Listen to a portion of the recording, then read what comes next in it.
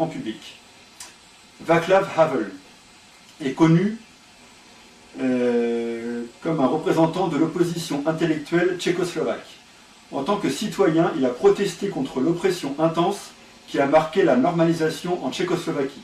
Sa lettre ouverte adressée en 1975 au président tchécoslovaque Gustav Husák, dans laquelle il dénonçait la situation critique de la société et la responsabilité du régime politique, a connu un large retentissement. Ses actions l'ont conduit en prison sous le régime communiste, puis à la présidence de son pays après la chute du mur de Berlin.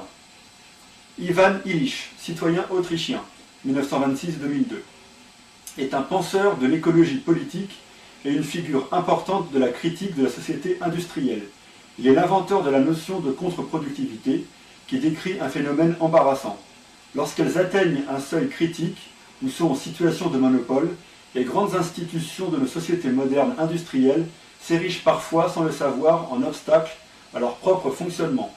La médecine nuit à la santé, tuant la maladie parfois au détriment de la santé du patient. Le transport et la vitesse font perdre du temps.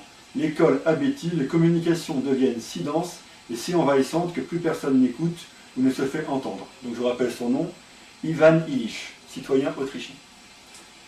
Jan Karski, donc né en 1914 et décédé en 2000, est un résident polonais qui visita par 2 fois clandestinement le ghetto de Varsovie et rencontra le président Roosevelt, le ministre britannique des Affaires étrangères, le gouvernement polonais en exil et les autorités juives des USA et du Royaume-Uni pour les informer du traitement subi par les Juifs. Le rapport Karski a été lu mais pas entendu. Henri Dunant, 1828-1910, dans son livre « Un souvenir de Solferino », dénonce la souffrance des militaires blessés sur les champs de bataille, tels qu'il les a vus à Solferino en 1859. Ce cri d'alarme, l'action déterminée d'un groupe de 5 citoyens genevois et un gros travail d'influence auprès des têtes couronnées d'Europe conduisit à la signature des conventions de Genève pour la protection des militaires blessés et des prisonniers en temps de guerre et à la création de la Croix-Rouge. Lorenzo Valla, dit aussi Laurentius della Valle, 1407-1457. Il fit des recherches sur les écrits des pères de l'Église. Lorenzo Valla découvre et prouve que la donation de Constantin au pape Sylvestre Ier est un faux. Par ce document, le pape prétendait avoir hérité de la dignité des derniers empereurs ayant réellement gouverné l'Empire romain. Lorenzo Valla invente la critique textuelle et démontre que ce document prétendu du IVe siècle a été fabriqué au VIe siècle. Lorsqu'en 1444 il voyagea à Rome, il ne put échapper à la haine de ses nombreux ennemis qu'en se déguisant pour s'enfuir. Martin Luther, 1483-1546, était un moine allemand. Le 31 octobre 1517, il aurait placardé sur les portes de la chapelle du château de Wittenberg ces 95 thèses, condamnant violemment la vente d'indulgences que pratiquait l'Église catholique, et plus durement encore les pratiques du haut clergé, principalement de la papauté. Aussi s'insurgeait-il contre l'imposition de dogmes tels que celui du purgatoire. Le pape Léon X de la dynastie Médicis lui ordonne de se rétracter par la bulle pontificale Exsurge Domine, mais il la brûlera en public et rompra d'avec Rome. Il recevra le 3 janvier 1521 la bulle Decet Romanum Pontificem qui lui signifie son excommunication.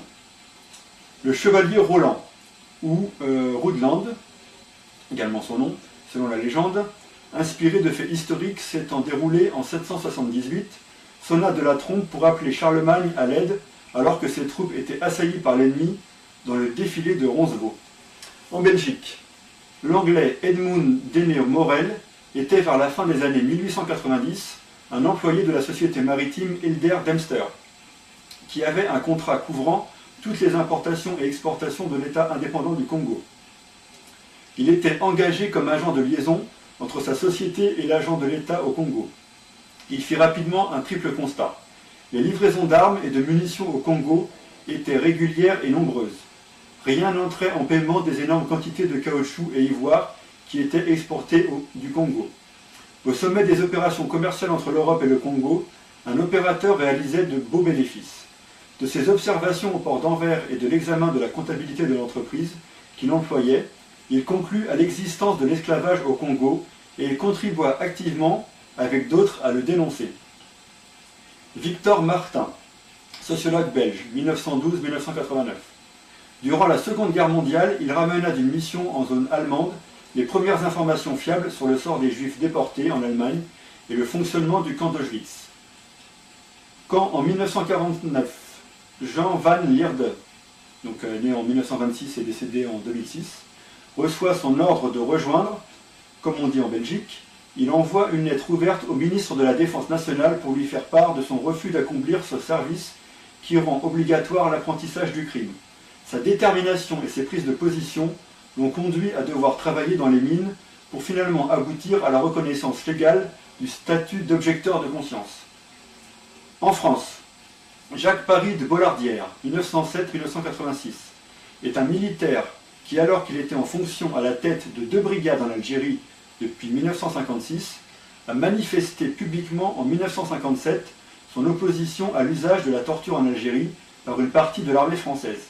Sa prise de position publique lui valut une sanction de 60 jours d'arrêt de forteresse à la Courneuve. Émile Zola, 1840-1902, écrivain et homme public français, est notamment l'auteur de l'article « J'accuse » qui remet en cause la condamnation du capitaine Alfred Dreyfus, officier juif accusé injustement de trahison.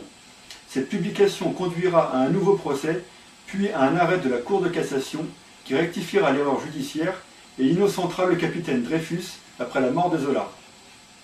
Henri Pézéra, chimiste, un des membres fondateurs du collectif intersyndical de Jussieu qui, dès le début des années 1970, a alerté sur les dangers de l'amiante. Donc il a écrit un livre, Danger amiante, qui raconte l'histoire du conflit de l'amiante en France. Animant la contre-expertise, notamment en toxicologie, il a également contribué au retour de l'amiante dans le débat public au milieu des années 1990. Jean-François Vielle, épidémiologiste et professeur à l'université de Besançon, auteur notamment d'une étude sur les leucémies autour des sites nucléaires de la Hague, laquelle avait créé un précédent en matière d'exposition des populations riveraines autour des centres nucléaires français, sur le modèle de Sellafield en Angleterre. Cette étude, publiée dans une revue anglo-saxonne, a été reprise en France par Science et Vie en décembre 2005, dans un numéro qui titrait « Nucléaire et cancer ». Georges Méhard, pilote de ligne ayant fait construire une maison à Brest en 1989 et subi un empoisonnement chimique lié aux matériaux de construction de cette maison, a porté des années durant une alerte sur la pollution intérieure des habitations qui n'a fini par devenir un problème public et reconnu en France qu'à partir de la fin des années 1990. Un lanceur d'alerte qui a réussi puisqu'il a créé en 2001 l'Observatoire de la qualité de l'air intérieur, OQAI. André Cicolella, chercheur à l'Institut national de recherche et de sécurité, INRS, est sanctionné en 1994 par sa direction pour avoir souligné publiquement les dangers de l'éther de glycol. En octobre 2000, après 6 ans de procédure, la Cour de cassation le rétablit dans ses droits en reconnaissant le caractère abusif de son licenciement. Pierre Menton, chercheur à l'Institut national de la santé et de la recherche médicale, INSERM, et spécialiste des maladies cardiovasculaires, attaqué en justice le 31 janvier 2008 pour avoir dénoncé le poids des lobbies dans le domaine de la santé. Le comité des salines de France lui reproche d'avoir dit dans une interview, en mars 2006, que le lobby des producteurs de sel et du secteur agroalimentaire industriel est très actif.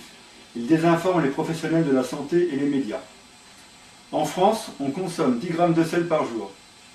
André Cicolella conclut « Si on passe à 6 grammes par jour, on réduit de 22% les accidents vasculaires cérébraux et de 16% les infarctus, selon les estimations des experts. » Le 13 mars 2008, le tribunal correctionnel de Paris donnait raison à Pierre Menton et déboutait le comité des salines de France.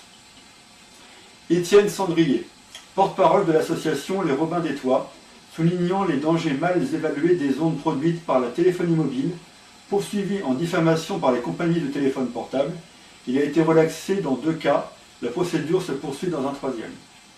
Christian Vélo, chercheur à l'Institut de génétique et de biologie moléculaire et cellulaire, subit de nombreuses privations matérielles, confiscation de la totalité de ses crédits